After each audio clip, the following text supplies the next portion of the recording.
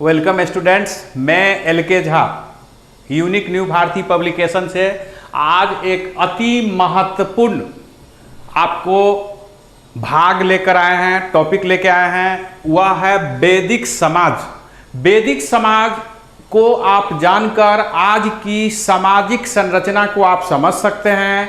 भारत की सभ्यता, संस्कृति, भारत की रहन सहन, भारत की रीति रिवाज और भारत में जो वर्तमान में सामाजिक संरचना है, जो आज हम देखते हैं, जाति प्रथा, उपजाति, प्रजाति, जो भी सिस्टम आप देख रहे हैं, इसको समझने में हमारा ये वैदिक समाज अति महत्वपूर्ण भूमिका निभाता है। हम इस के अंतर्गत वैदिक समाज के विभिन्न पहलुओं को छूने का प्रयास करेंगे और ये अति महत्वपूर्ण चैप्टर है, जहां से बार बार आपसे प्रश्न आती है और एक मानव होने के कारण भी हमें वैदिक समाज को भलीभांति समझना जरूरी होता है। वैदिक समाज के बारे में हम जानेंगे कि वैदिक समाज के बारे में सबसे पहले हमको जानना है कि वैदिक समाज के अंतर्गत जो आता है 1500 से 600 बीसी तक के काल को, 1500 से 600 बीसी तक के काल को हम वैदिक काल कहते हैं। इसे हम आर्य सभ्यता भी कहते हैं। इस काल में जो सामाजिक, धार्मिक, राजनीतिक, आर्थिक क्षेत्र में परिवर्तन आया, उसके आधार पर इसे हम दो भाग में बांटते हैं, पूर्व वैदिक काल और दूसरा उत्तर वैदिक काल।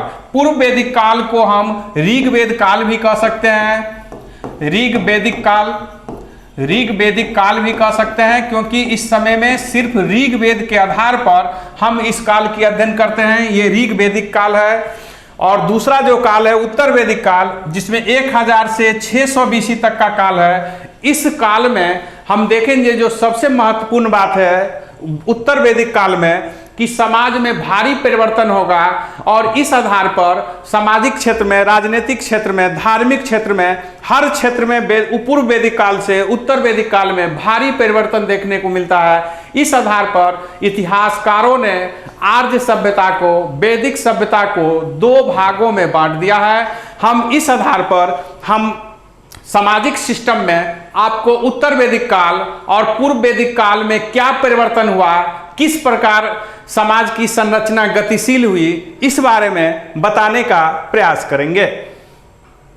वैदिक समाज से संबंधित हम विभिन्न बातों को रखेंगे, जिसमें उनकी प्रवृत्ति, माने वैदिक समाज की प्रवृत्ति क्या थी, उनकी संरचना क्या है, उनकी वर्ण व्यवस्था क्या थी, आश्रम व्यवस्था क्या थी, संस्कार क्या है, पुरुषार्थ क्या है, विनियोग क्या है, सौपिंड क्या है, गोत्र क्या है, श्राद्ध क्रम क्या है, ऐसे विभिन्न बातों को हम आपको आज बताने का प्रयास करेंगे, जो निश्चित ही भारत के सभ्यता, संस्कृति को समझने में बहुत ही आपके लिए लाभदायक होगा। तो इसमें सबसे पहले हम समझना चाहेंगे समाज किसको कहते हैं। समाज समिष्ट शब्द से बना हुआ है। जब बहुत सारा चीज मिलकर एक होता है तो उसे हम समिष्ट कहते हैं, उसे हम समाज कहते हैं। तो समाज जो विभिन्न पहलू से मिलकर बनता है, समिष्ट से मिलकर समाज का निर्माण हुआ है। जैसा कि अरस्तु ने कहा है कि मानव एक सामाजिक प्राणी है। मानव जो कुछ भी करता है वह समाज में ही रहकर करता है। समाज से बाहर मानव का कोई अस्तित्व नहीं है। मानव किसी प्रकार की गतिविधि करने में सक्षम नहीं हो सकता है। जैसा कि आप जानते हैं कि एक व्यक्ति को समाज से बाहर रखा गया, हर स्तर पर उन्हें सुविधा खाने पीने की तो दी गई, लेकिन सामाजिक स्तर की कोई जो वातावरण होती है उन्हें नहीं दी गई। तो वह बच्चा जो है न बोल पाया, न चल पाया और न किसी भी प्रकार की उनकी मानसिक जो है डेवलपिंग देखा गया, यानी कोई मानसिक विकास नहीं हुआ। स्पष्ट है कि मानव समाज में ही रहकर अपनी समावेशित हर स्तर का विकास करता है। जैसा कि आप एक बच्चा को देखते हैं, वह आपके साथ रहकर हर स्तर पर अपने आप को धीरे धीरे जो है काबिलियत हासिल कर लेता है, सीख लेता है, हर बातों को आपका अनुसरण करता है। तो मानव एक सामाजिक प्राणी है। समाज से बाहर मानव की कोई अस्तित्व नहीं है। जैसा कि अरस्तु ने कहा कि मानव एक सामाजिक प्राणी है। अब हम लोग को जानना है कि वैदिक काल की समाज की क्या प्रकृति थी। हम बताना चाहेंगे कि ऋग्वेद काल के जो काल के बारे में पहले हम प्रारंभिक काल के बारे में बता रहे हैं। ऋग्वेद में दो जो है वर्ण का चर्चा हुआ है शुरू में, वह है आर्य और अनार्य। ऋग्वेद में दो ही वर्ण का चर्चा है, कौन है? आर्य और अनार्य। तो आर्य किसको कहा गया? गोरा को, और ये काला। कहने का अर्थ है कि भारत के सामाजिक संरचना में जो सबसे महत्वपूर्ण बात आपको जानना है कि आर्य जो मध्य एशिया से आए थे वह देखने में छरहरे थे, कांतिमान थे, गोरे थे। ये लोग आर्य अपने को कहलाते थे। आर्य का अर्थ होता है श्रेष्ठ, अभिजात वर्ग। आर्य शब्द भाषाई समूह से इंगित करता है। साधारणतः इसे हम जाति के अर्थ में प्रयोग करते हैं। तो आर्य और अनार्य, जब आर्य भारत में आए तो यहाँ के जो मूल निवासी थे, भारत में जो मूल निवासी रह रहे थे, उन्हें ये लोग क्या कहें? अनार्य। तो भारत में जो मूल रूप से रह रहे थे आर्य, जब लगभग 1500 BC में भारत आए तो उन्हें कहा गया अनार्य, यानी काला। और जो ये लोग थे जो आए थे आर्य, वो लोग गोरा। वर्ण के आधार पर दो भाग में बांटा गया। जो कि यहाँ के स्थानीय निवासी थे वह छोटे कद के थे, घुंघराले बाल थे, और नाक जो है चिपटा था, ललाट धंसा हुआ था और काले देखने में थे। तो इस प्रकार ऋग्वेद में आर्य और अनार्य दो का चर्चा होता है। अनार्य को अवेदु कहा गया है, अनस कहा गया है। ऐसा शब्द इसलिए प्रयोग किया गया है कि आर्य लोग, बैगवाची भी इनको कहा गया, बैगवाची, क्योंकि ये लोग वेद नहीं जानते थे। ये लोग का नाक चपटा था। ये लोग जो बोलते थे वो आर्य लोग नहीं समझते थे। इस आधार पर दो भाग में बांटा गया था। ऋग्वेद के 10वें मंडल, जिसको हम पुरुष सूक्त कहते हैं,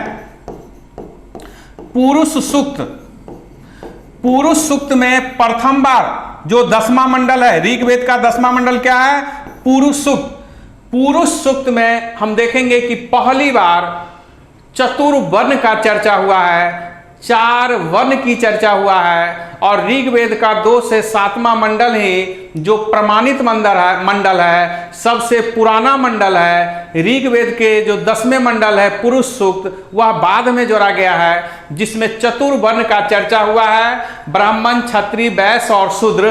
कहा गया कि विराट पुरुष यानी कि विधाता ब्रह्मा के मुख से ब्राह्मण का जन्म हुआ, बाहु से, भुजा से क्षत्रिय का, जंघा से वैश्य का और पदचरण से शूद्र का।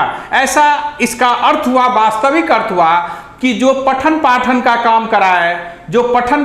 काम कराए वह ब्राह्मण हुआ, जो रक्षा करे वह क्षत्रिय हुआ, और जो चलमान गतिमान होकर व्यापार, एक जगह से दूसरे जगह व्यापार में जाना आना और सामान लाना ले जाना होता है, तो वह हमारा जो काम होता है तो जंघा से वैश्य का हुआ।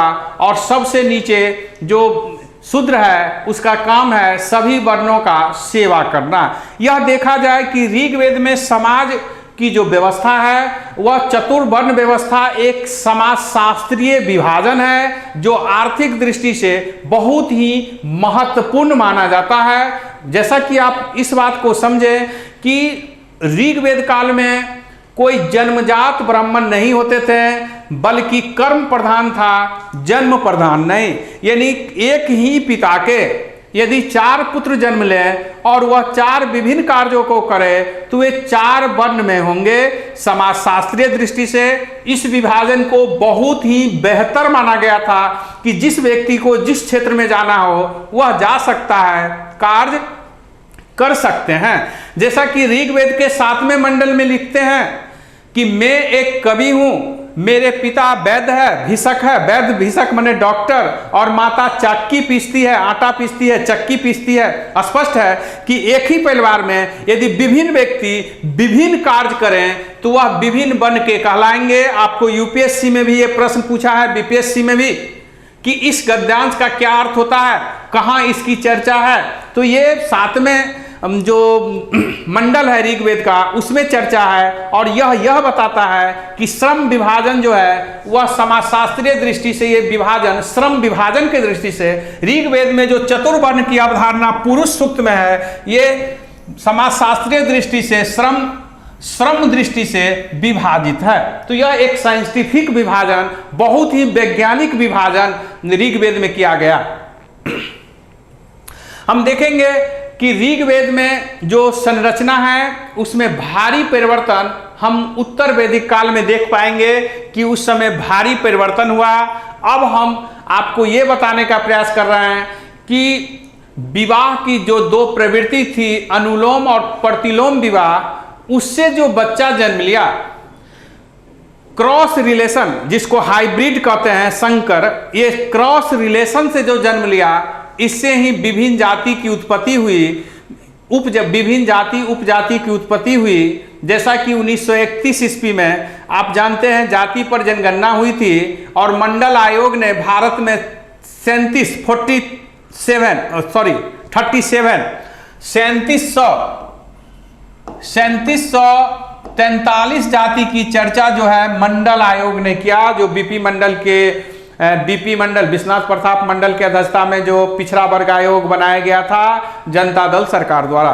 तो ये अनुलोम और प्रतिलोम विवाह के कारण ही विभिन्न जाति उपजाति की उत्पत्ति हुई, जिस पर हम आगे चलकर जो विवाह के स्वरूप और प्रकार की चर्चा करेंगे तो आपको हम बताएंगे। वैदिक काल की समाज पितृसत्तात्मक समाज थी।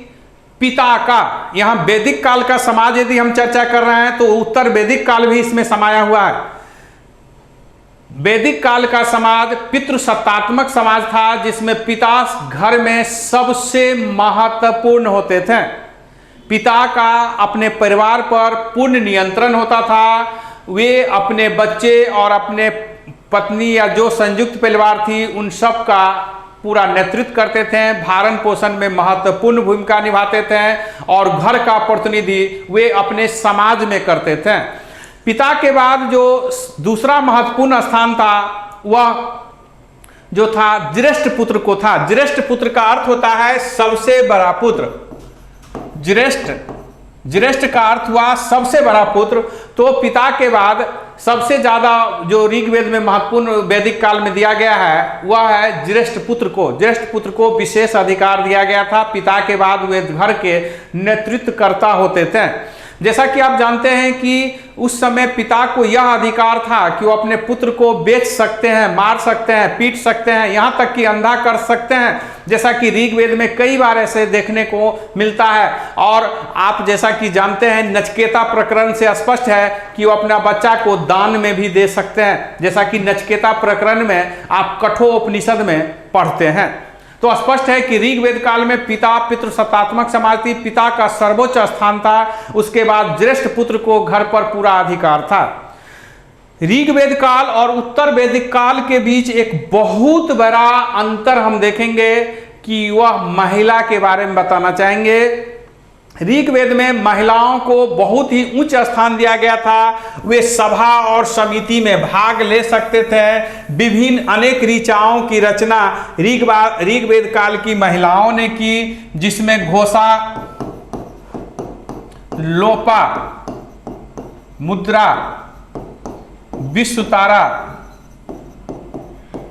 सिक्ता आदि महत्वपूर्ण है। तो आप देखेंगे जहां ऋग्वेद काल में महिलाओं को उच्च स्थान दिया गया था, उनकी विवाह कम से कम 16 वर्ष होने के बाद ही होती थी। वे सभा और समिति में भाग ले सकते थे। पर्दा प्रथा नहीं थी, बाल विवाह नहीं थी, विधवा पुनर्विवाह जैसे प्रवृत्ति हमको देखने को मिलती है। विशेष परिस्थिति में विवाह करने को अधिकार विशेष परिस्थिति में दिया गया था। तो इस प्रकार हम देखेंगे बेमेल विवाह भी इस समय नहीं था। तो ऋग्वेद काल में अनेक ऋचाओं की रचना महिलाओं ने की, विदुषी ने की, जिस तरह घोषा, लोपा, मुद्रा, विश्वतारा, साची आदि जो है प्रसिद्ध इस काल की जो है विदुषी थी, ऋचाएं की रचना करने वाली महान महिलाएं थी। तो ऋग्वेद में पर्दा प्रथा नहीं होना, दहेज प्रथा नहीं होना, बाल विवाह नहीं होना, बेमेल विवाह नहीं होना, ये सब दर्शाता है कि ऋग्वेद की समाज जो महिलाएं थी उनको बहुत ही उच्च स्थान दिया गया था। हम देखेंगे कि उत्तर वैदिक काल में महिलाओं की स्थिति में भारी गिरावट आई। महिलाओं की तुलना हम देखेंगे कि वह स्त्री की 3 बुराई, मैत्राणी संहिता में लिखा है कि इस पुरुष की 3 बुराई की गई है, जिसमें शराब और जुआ से तुलना कर दिया गया है महिलाओं को। तो जुआ और शराब से तुलना किसका कर दिया गया है? महिलाओं को। पुरुष की 3 बुराई में जुआ और शराब के तरह महिला को रख दिया गया है। दूसरी ओर हम देखेंगे कि गाग्री संहिता है। गाग्री संहिता में लिखा है कि यज्ञवल्क्य की पत्नी है गार्गी, जो विदेह माधव की सभा में अपने विवादों से जब पुरुष को चुप कर देती है, तो इस स्थिति में वह उनके पति यानी यज्ञवल्क्य आकर उन्हें भरी सभा में कहती है कि अब चुप रहो, नहीं तो तुम्हारा सर फोड़ देंगे। स्पष्ट है कि महिलाओं को इस तरह अपमानित करना, सही बात को कहने से रोकना निश्चित ही महिलाओं की गिरती हुई अवस्थाओं को दर्शाता है। हालांकि ऋग्वेद में भी वीर पुत्र की कामना की गई है, वीर पुत्री की नहीं, लेकिन फिर भी ऋग्वेद में महिला को एक उच्च स्थान था और पुरुष की कामना यानी पुत्र की कामना के पीछे एक बहुत बड़ा कारण था कि प्राकृतिक दृष्टि से जो वातावरण थी वह पुरुष के लिए अधिक उपयुक्त थी। हालांकि महिलाओं को भी उच्च स्थान ऋग्वेद में दिया गया है, लेकिन उत्तर वैदिक काल में महिलाओं की स्थिति काफी गिर गई। पर्दा प्रथा, दहेज प्रथा, बाल विवाह जैसी विभिन्न प्रकार की प्रवृत्ति हमें देखने को मिलती है। सती प्रथा, हालांकि हमें प्रतीत होता है कि सिंधु घाटी सभ्यता में लोथल से जो युगल समाधान मिला है, इससे भी कुछ विद्वान इस सती प्रथा जैसा रूप मानते हैं, लेकिन यह प्रमाणित पूरी तरह नहीं होती है। हालांकि अथर्ववेद में सती प्रथा को प्रतीकात्मक रूप से, सांकेतिक रूप से जो है चर्चा किया गया है, यानी जब पति मरते थे तो पत्नी को सांकेतिक रूप से वह जो है उनके चिता पर लेटाया जाता था, ऐसा अथर्ववेद में हमें मिलती है। स्पष्ट है कि महिलाओं की स्थिति उत्तर वैदिक काल में धीरे धीरे कमजोर होने लगी और पुरुष अपना वर्चस्व बनाने लगा। सभा और समिति, जो आज के लोकसभा, राज्यसभा जैसी संस्था हम मान सकते हैं, जहां महिलाएं प्रतिनिधि ऋग्वेद काल में करती थी, वहां उत्तर वैदिक काल में उन्हें उनमें प्रवेश लेने से रोक दिया गया। तो स्पष्ट है कि ऋग्वेद काल में जो स्थिति थी वह उत्तर वैदिक काल में महिलाओं की स्थिति में भारी कमी देखने को मिलती है। आश्रम व्यवस्था ऋग्वेद काल में स्पष्ट रूप से चतुर आश्रम, 4 आश्रम की अवधारणा जो है पूरी तरह विकसित नहीं हुआ था, लेकिन पहली बार हम देखेंगे उत्तर वैदिक काल के ज्वालो उपनिषद में पहली बार हम देखेंगे कि चतुर्वर्ण की चर्चा हुआ है, 4 वर्ण की चर्चा हुआ है, चतुर आश्रम की चर्चा हुआ है। और वह चतुर आश्रम है, पहला आश्रम है ब्रह्मचर्य, दूसरा है गृहस्थ, तीसरा है वानप्रस्थान, चौथा है सन्यासी। तो स्पष्ट है कि 4 आश्रम का उल्लेख ऋग्वेद में 4 आश्रम का पहली बार उल्लेख हमें उपनिषद में मिलती है, और वह उपनिषद है ज्वालो उपनिषद। और ये ज्वालो उपनिषद, जैसा कि आप जानते हैं कि उत्तर वैदिक काल में उपनिषद की रचना हुई, तो स्पष्ट है कि 4 आश्रम की स्पष्ट रूप से अवधारणा उत्तर वैदिक काल में आया। ऋग्वेद में 3 आश्रम की तो चर्चा मिलती है, लेकिन चतुर आश्रम का स्पष्ट उल्लेख नहीं मिलता है। पहली बार ज्वालोपनिषद में ब्रह्मचर्य आश्रम, गृहस्थ आश्रम, वानप्रस्थ और सन्यासी आश्रम का प्रमाण हमें मिलती है। जैसा कि मानते हैं कि एक व्यक्ति का उम्र 100 वर्ष मान लिया गया, उसे 25-25 वर्ष में 4 पार्ट में बांट दिया गया कि 25 वर्ष तक वो पठन पाठन करेंगे, 25 से 50 वर्ष तक वे गृहस्थ जीवन जिएंगे। वह अपने को पूरी तरह गृहस्थी में यानी वैवाहिक जीवन में प्रवेश करेंगे और 50 से 75 के बीच वे दार्शनिक विचार की ज्ञान अर्जन करेंगे। वन में जाकर विभिन्न प्रकार से अपने को चिंतन, आध्यात्मिक चिंतन की ओर रुझान करेंगे और 75 वर्ष के बाद जो चौथा स्टेज है सन्यासी आश्रम, उस आश्रम में वे अपने को जो भी चिंतन, आध्यात्मिक ज्ञान उन्हें मिला वे अपने समाज को बांट देंगे। तो ये बहुत ही यहाँ भी हम देखेंगे साइंटिफिक ये समाज का जो है सोसाइटी का विभाजन हमको देखने को मिलता है, जो ज्वालोपनिषद में है, जो मानव के स्टेज को दोहराता है। ध्यान रखना है कि चतुर जो आश्रम है, 4 जो आश्रम है, इसमें सबसे महत्वपूर्ण गृहस्थ आश्रम को माना गया है, क्योंकि गृहस्थ आश्रम में ही मानव अपने को हर स्तर पर बेहतर बनाता है और विवाह द्वारा समाज में कल्याणकारी कार्य की ओर प्रवृत्ति करता है। समाज में दान पुण्य हर कार्य में उनकी गृहस्थ आश्रम बहुत ही महत्वपूर्ण रहा है, माना गया। इसीलिए गृहस्थ आश्रम को चारों आश्रम में सबसे महत्वपूर्ण माना गया।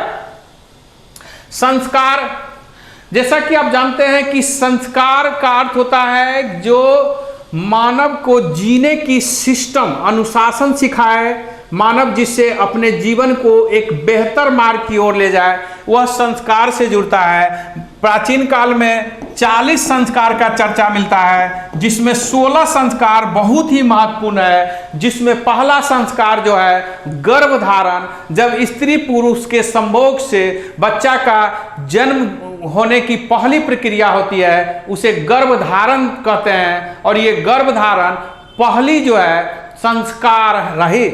और अंतिम संस्कार तो हम लोग हर जानते हैं कि हिंदू धर्म में दाह संस्कार जो अंतिम संस्कार है, जैसा कि हम जानते हैं कि दाह संस्कार अंतिम संस्कार है हिंदू धर्म में। हम बताना चाहेंगे कि 40 प्राचीन काल में संस्कार में पहला संस्कार जो गर्भधारण है और अंतिम दाह संस्कार है, लेकिन जिसमें 16 महत्वपूर्ण संस्कार रहा। इन 16 महत्वपूर्ण संस्कार में सबसे महत्वपूर्ण संस्कार जो रहा वह विवाह संस्कार रहा। हिंदू समाज में विवाह को एक बहुत ही अति महत्वपूर्ण स्थान दिया गया है। विवाह के द्वारा समाज को एक रेगुलेट करने का प्रयास किया गया है, सिस्टमेट करने का प्रयास किया गया है, व्यवस्थित करने का प्रयास किया गया है। तो विवाह को सबसे महत्वपूर्ण यानी 40 संस्कार में जो 16 महत्वपूर्ण है, 16 संस्कार में भी सबसे महत्वपूर्ण संस्कार विवाह संस्कार को माना गया। एक और संस्कार है जो बहुत ही महत्वपूर्ण है, जहां से आपको बार बार प्रश्न होती है, वह है यज्ञोपवीत। यज्ञोपवीत यानी जनेऊ जो धारण करते हैं, वह संस्कार अति महत्वपूर्ण माना गया है, जिसके द्वारा द्विज रिबर्थ कहा जाता है कि रिबर्थ होता है, दिव्य दृष्टि आता है, उनमें नई सिस्टम, नई विचारधारा आती है, जिसको रिबर्थ कहा गया है, द्विज कहा गया है। तो विवाह संस्कार यज्ञोपवीत को भी बहुत ही महत्वपूर्ण स्थान दिया गया है। हम जानना चाहेंगे पुरुषार्थ क्या होता है, बहुत ही महत्वपूर्ण। पुरुषार्थ के अंदर 4 बातों का समावेश किया गया है, और वह है धर्म, धन, काम और मोक्ष। थोड़ा ध्यान से देखेंगे, बहुत ही महत्वपूर्ण है। पुरुषार्थ का अर्थ होता है जो पुरुष के जीवन को सार्थक बना दे। तो पुरुष के जीवन को सार्थक बनाने के लिए प्राचीन भारत में 4 कंडीशन रखा गया है। कि यदि कोई व्यक्ति इस 4 कंडीशन को मानता है तो यह मान लिया जाएगा कि वे उसमें पुरुषार्थ है। और वह है पहला धर्म। धर्म का अर्थ होता है धारण करना। धर्म का अर्थ होता है धारण करना। जब हम अच्छे विचार धारण करते हैं तो इसे धर्म कहते हैं, जिसका अर्थ हुआ कि जिस तरह हम पढ़ाई के द्वारा या किसी चीज से हम जब स्किल पावर लेते हैं, किसी प्रकार की तकनीकी सीखते हैं, कुछ भी सीखें जिससे हमें संस्कार मिले, जिससे हम भविष्य में अपने जीविका उपार्जन के लिए आगे बढ़ सके, उसे हम धर्म कहते हैं। धर्म का एक संकुचित रूप पूजा पाठ है। धर्म एक विस्तृत शब्द है। कर्म करना, अपने कर्म करना सबसे बड़ा धर्म है। एक कसाई खाना में, एक बूचर खाना में कसाई को जानवर का हत्या करना, उसका मांस काटना और बेचना, उसका वह धर्म है। कर्म ही धर्म होता है। धन प्राप्त करना, जब हम धर्म प्राप्त करेंगे तो हम में जब स्किल आएगी, जब हम में तकनीकी विकास होगी तो हम धन कमाएंगे। जैसा कि आप जानते हैं कि जीवन में धन कमाना भी पुरुषार्थ का अत्यंत महत्वपूर्ण है। कोई व्यक्ति बहुत बड़ा आदमी हो गया हो, बहुत सारा डिग्री हासिल कर लिया हो, लेकिन यदि वो धन नहीं कमाया है तो समाज में उसका कोई महत्व नहीं है। यहाँ तक कि उसकी बीवी बच्चा भी साथ छोड़ देता है। यदि आप बहुत विद्वान हैं लेकिन यदि घर में धन नहीं दीजिएगा तो बीवी बच्चा भी आपका साथ छोड़ सकता है। तो स्पष्ट है कि समाज में आप देखते होंगे कि यदि कोई अनपढ़ आदमी भी यदि धन कमाता है तो उसका इज्जत बढ़ जाता है, लेकिन यदि कोई बहुत बड़ा पीएचडी एमफिल आगे करके बैठा हो और वह यदि धन नहीं कमाता हो तो उसे समाज में अवहेलना की जाती है दृष्टि से देखी जाती है। तो मानव का पुरुषार्थ होने के लिए दूसरा क्या कंडीशन होना चाहिए? धन प्राप्त करना चाहिए। तीसरा है काम। काम का यहाँ अर्थ है संभोग,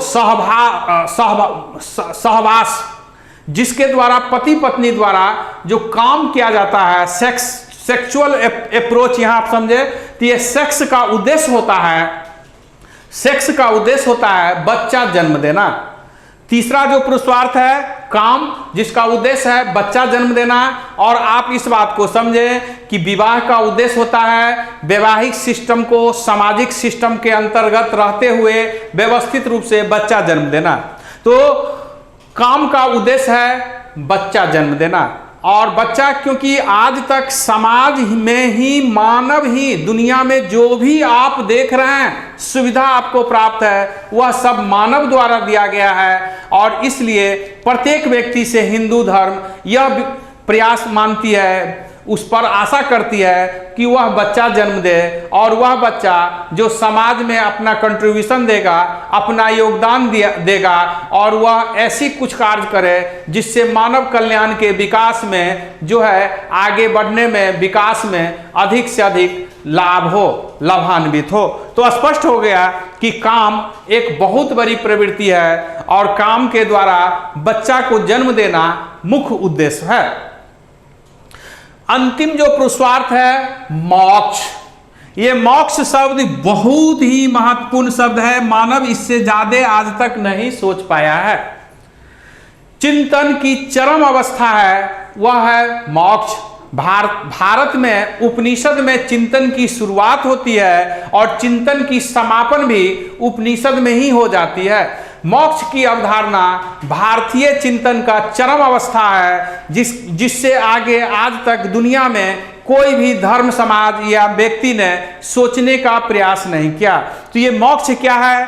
मोक्ष का अर्थ है सभी प्रकार के बंधनों से मुक्त होकर आत्मा को परमात्मा में मिला देना, यानी विश्व विराधक होना, विश्व मानवतावाद से जुड़ जाना, वही मोक्ष है। जैसा कि हिंदू शास्त्र मानती है कि 84 लाख योनि है जिसमें भटकते रहते हैं, सर्वश्रेष्ठ योनि मानव है और मानव में आने का उद्देश्य होता है मोक्ष प्राप्त करना। जैसा कि आप देखेंगे कि तुलसीदास जी भी लिखते हैं कि बड़े भाग मानस तन पाया, सुर दुर्लभ सब ग्रंथ गावा। यानी मानव में जन्म लेना यह ईश्वर के लिए भी, देवता के लिए भी वे दुर्लभ है, वे भी ललायित रहते हैं मानव में जन्म लेना। 84 लाख योनि में सर्वश्रेष्ठ मानव है और मानव में जन्म लेने का यदि हमसे पूछा जाए तो मानव में जन्म लेने का उद्देश्य है मोक्ष प्राप्त करना। मोक्ष प्राप्त करना मानव में जन्म लेने का हमारे विचार से अंतिम उद्देश्य है और ये विश्व मानवतावाद से होगा। इसका अर्थ है जब अपना और पराया में अंतर समाप्त हो जाए, प्रत्येक व्यक्ति को अपना जैसे मानने लगे, तो समझिए कि मोक्ष मिलेगी। दुनिया में कोई भी मानव है वे जब आप अपने भाई बंधु जैसे मानने लगे, कोई भी दुनिया की महिला है जब उसे माँ जैसे मानने लगे, कोई भी लड़की है जब उसे बहन जैसे मानने लगे, जब कोई भी बच्चा है उन्हें अपने पुत्र जैसे मानने लगे, तो आप समझिए कि मोक्ष की ओर बढ़ रहा है। मोक्ष के लिए किसी जंगल या गुफा में जाने की जरूरत हम नहीं समझते हैं। मोक्ष है कि मानवता की जो एक स्थिति है, जब हम मानवता की स्थिति तो प्राप्त करते हैं तो मोक्ष की ओर हमारी कदम बढ़ते जाता है और सीढ़ी पास आते जाता है। और फिर जब हम मोक्ष प्राप्त कर लेते हैं तो सभी प्रकार के बंधनों से मुक्त होकर ये आत्मा जो परमात्मा का अंश है उसमें विलीन हो जाती है। नियोग प्रथा क्या है? नियोग प्रथा एज ए पुनर्विवाह है। यह एज ए विधवा पुनर्विवाह हम कह सकते हैं, विधवा का पुनः विवाह जैसा कह सकते हैं। जैसा कि आप जानते हैं कि यदि किसी महिला को पुत्र नहीं हो और उनके पति मर गया हो तो वे अपने निकटतम संबंधित से, देवर वगैरह से संभोग कर सकते हैं एक पुत्र होने तक। इसका एक बहुत ही लॉजिक कारण है, दार्शनिक कारण है कि जब वह महिला बुढ़ापा में आएगी तो उसका भरण पोषण वह जो है बच्चा कर पाएगा। इसलिए नियोग प्रथा एज ए विधवा विवाह जैसा है, जो बड़े ही साइंटिफिक है सामाजिक दृष्टि से, इसका जो है समाजशास्त्रियों की दृष्टि से बहुत ही महत्वपूर्ण भूमिका है। 100 पिंड का अर्थ होता है एक ही पिंड का। जैसा कि हम जानते हैं कि 100 पिंड का अर्थ होता है एक ही पिंड का। हम जानते हैं कि पुरुष वर्ग में यानी पिता की ओर से 7 पीढ़ी तक और महिला की ओर से 5 पीढ़ी तक, यानी माता की ओर से 5 पीढ़ी तक और पिता की ओर से 7 पीढ़ी तक विवाह को अवैध घोषित किया गया है। विवाह करना अवैध घोषित किया गया है। इसी को 100 पिंड कहा गया। 100 पिंड का अर्थ हुआ कि हम अपने पिता के 7 पीढ़ी तक विवाह नहीं कर सकते हैं और माता की ओर से 5 पीढ़ी तक विवाह नहीं कर सकते हैं। इसी को 100 पिंड कहा जाता है। 9वां है आपका जिस तरह गोत्र। गोत्र क्या है? गोत्र का अवधारणा जो है पहली बार उत्तर वैदिक काल में आया और गोत्र का जो मूल उद्देश्य है कि गोत्र बही गवन विवाह, यानी गोत्र एक ही समूह, एक ही ब्लड, एक ही कुल के व्यक्ति जब एक जगह रहते थे तो वह गोत्र कहलाया। जैसा कि आप जानते हैं वैदिक काल में गाय का बहुत ही महत्व था और गाय से ही गोत्र से बना, जहां एक ही समूह के व्यक्ति रहते थे और वे लोग उस क्षेत्र में वास करते थे और अपने गाय रखते थे, तो उसमें आपस में विवाह करने को रोका गया। इसको रोका गया, इसी को गोत्र कहा गया। तो गोत्र बही गवन विवाह माने एक कुल में, एक खानदान में विवाह करने से रोकना ही गोत्र कहा गया।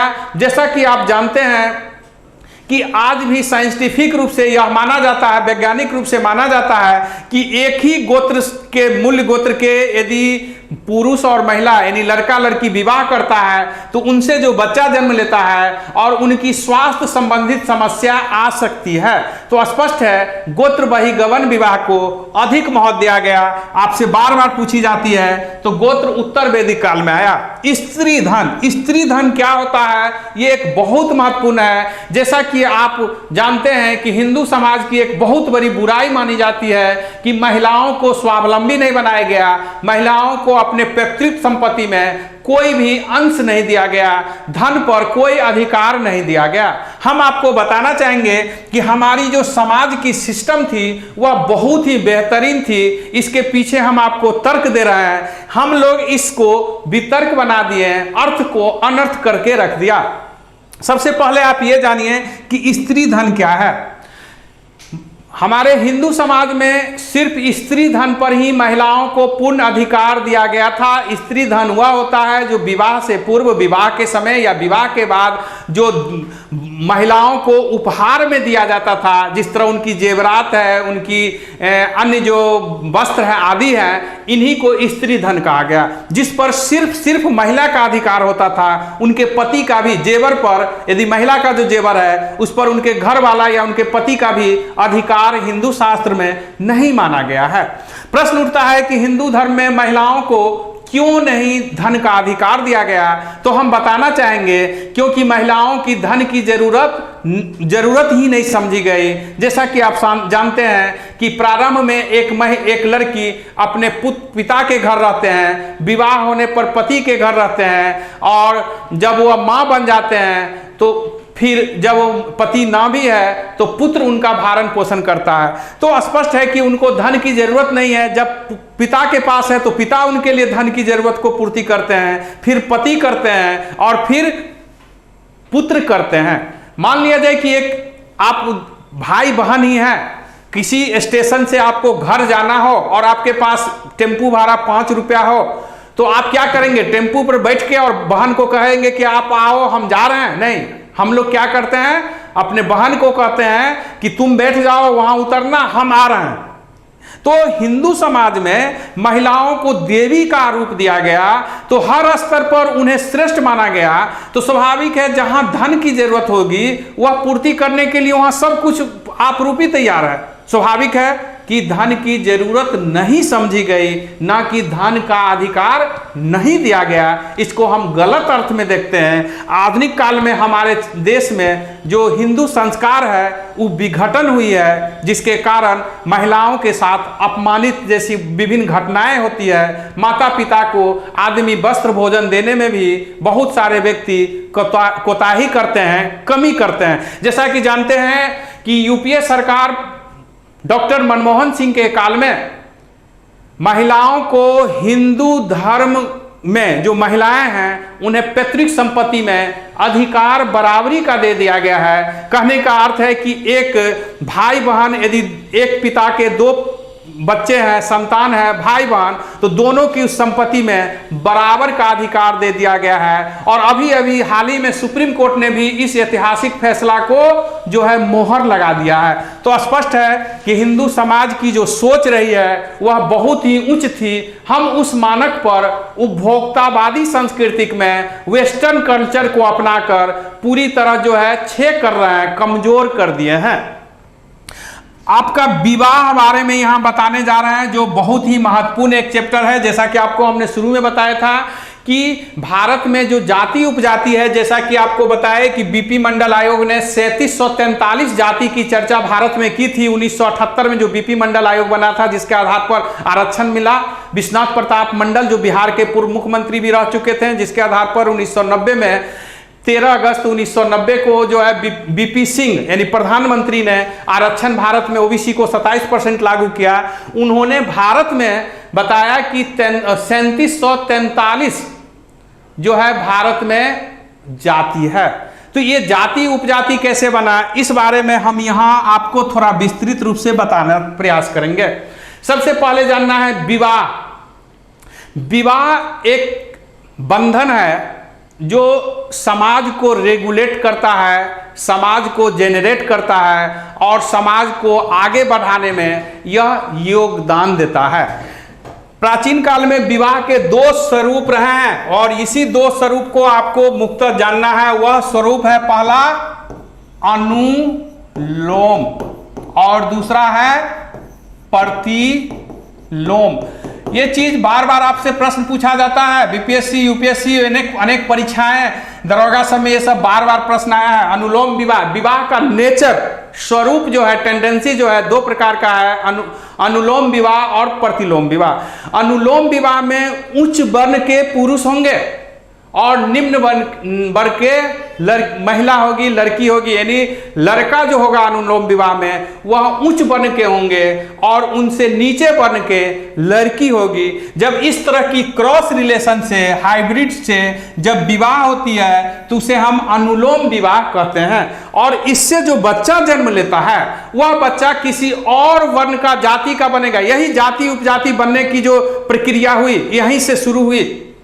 अब जब मान लिया जाए कि ब्राह्मण पुरुष किसी शूद्र महिलाएं से विवाह करेगी तो इससे जो बच्चा जन्म लेंगे वह एक अलग वर्ण बन जाएंगे, अलग जाति बन जाएंगे। प्रतिलोम विवाह में क्या है कि महिला जो होगी, लड़की होगी, वह उच्च वर्ण की होगी और पुरुष जो होंगे वह निम्न वर्ग के होंगे। जैसा कि आप जानते हैं कि लिंग निर्धारण जो होता है बच्चा का वह पुरुष के जिन से होता है, पुरुष के सूत्र जो है जो उसके द्वारा क्रोमोसोम उससे निर्धारित होता है। तो स्वाभाविक है जब यदि कोई महिला उच्च वर्ण के हैं और पुरुष निम्न वर्ग के हैं तो उससे भी जो विवाह होगा तो अलग क्रॉस रिलेशन से अलग अलग जाति की उत्पत्ति होती है। जैसे उदाहरण के लिए मान लें कि कोई ब्राह्मण कन्या, ब्राह्मण लड़की यदि शूद्र वर्ण के पुरुष से विवाह करते थे तो इससे जो बच्चा जन्म लेते थे उसे कहा जाता है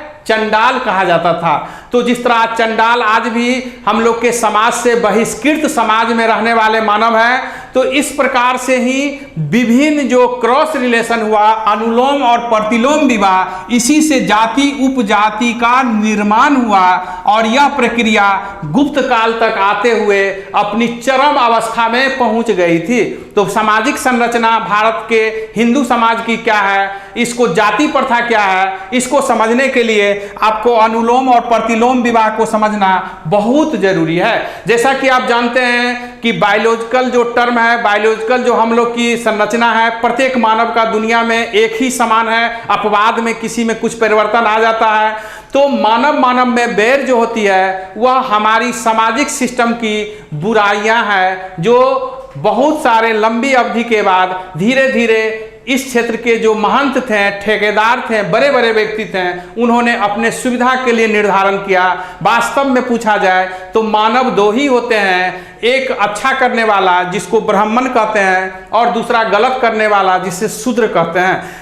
ब्राह्मण का अर्थ होता है जिसमें यूनिवर्सल एलिमेंट हो, ब्रह्मत्व को यानी इस संसार को वेलफेयर करने वाले जो होता है वही ब्राह्मण कहलाता है। यानी जो इस प्राकृतिक को, इस संसार को, इस सृष्टि के लिए बेहतर करे वह ब्राह्मण है। उसमें जिसमें यूनिवर्सल एलिमेंट हो वही ब्राह्मण है। जैसा कि इस तरह के विचार यदि किसी भी वर्ण में, जाति में हो तो वह ब्राह्मण कहलाने के योग हैं, अधिकारी हैं। और जो व्यक्ति इसके विरोध में हो, जो इस सिस्टम का विरोध करे, जो इस समाज को, इस सृष्टि को कमजोर करने वाला काम करे, वह शूद्र हैं। हमारे विचार से देखा जाए तो यही दो समाज है, जो एक ब्राह्मण है और दूसरा शूद्र है। जो अच्छा करते हैं समाज दुनिया के लिए वो ब्राह्मण है और जो बुरा करते हैं, जो नीच काम करते हैं, घटिया काम करते हैं, वह शूद्र है। विवाह के प्रकार, प्राचीन काल में 8 विवाह का प्रकार का उल्लेख किया गया है। जैसा कि हमने आपको बताया, विवाह का मुख्य उद्देश्य होता है संतान को उत्पत्ति करना और जिससे वह समाज को कंट्रीब्यूशन दे, समाज को कुछ दे। क्योंकि महात्मा गांधी या आइंस्टीन या कोई भी हुआ, वह जन्म उनके पिता यदि विवाह न करते तो हो सकता है आइंस्टीन का जन्म न होता। तो समाज को कंट्रीब्यूशन के लिए विवाह जरूरी है। विवाह का मुख्य उद्देश्य है संतान उत्पत्ति, जो समाज के लिए कुछ बेहतर करने के लिए भविष्य में वो अपना योगदान दे। 8 प्रकार के विवाह में हम देखेंगे 4 प्रकार के विवाह जो है वो समाज द्वारा मान्य होंगे और 4 प्रकार के विवाह को अमान्य करार दिया जाएगा। हम देखेंगे देव विवाह, ब्रह्म विवाह, प्राज्ञा विवाह, आर्ष विवाह। ये 4 विवाह है जिसे वैदिक काल में हिंदू धर्म में वैध माना गया है। देव विवाह का अर्थ होता है किसी ब्राह्मण या जो कोई बेहतर जो मंदिर में काम करने वाले हो उनसे अपने पुत्री का विवाह करना। ब्रह्म विवाह का अर्थ होता है किसी योग पुरुष से पुत्री का विवाह करना। प्राज्ञ विवाह एक प्रकार का वस्त्र आभूषण आदि देकर विवाह कर देना। और आर्ष विवाह में एक जोड़ा बेल देकर विवाह कर दिया जाता था। तो इस समय में कोई दहेज जैसी प्रथा नहीं थी। जैसा कि आप देख रहे हैं, बिल्कुल ये चारों विवाह बहुत सिंपल थी। सिर्फ योग लड़का को इस पर अधिक महत्व दिया जाता था और यदि योग्य लड़का है तो उसे साधारण रूप से विवाह कर लिया जाता था। तो ये 4 विवाह वैदिक काल में मान्य थी। और 4 जो अन्य विवाह है जिसमें पहला है गंधर्व विवाह, दूसरा है असुर विवाह, तीसरा है राक्षस विवाह और चौथा है पैशाच।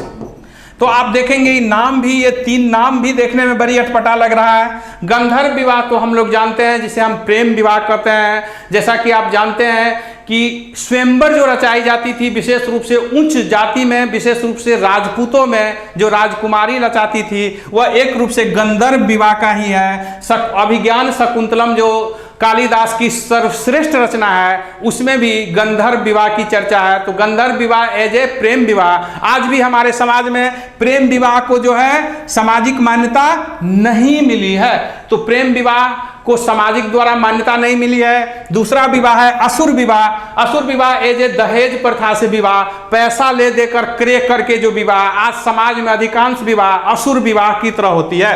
राक्षस विवाह का अर्थ होता है कि कन्या को, लड़की वाले को मजबूर करना, ब्लैकमेल करके, उसे अपहरण आदि करके विवाह करने के लिए विवश कर देना। और पैशाच विवाह का अर्थ होता है महिला के साथ बलात्कार करना अथवा वशीभूत करके, वशीकरण करके उससे विवाह करने पर विवश कर देना।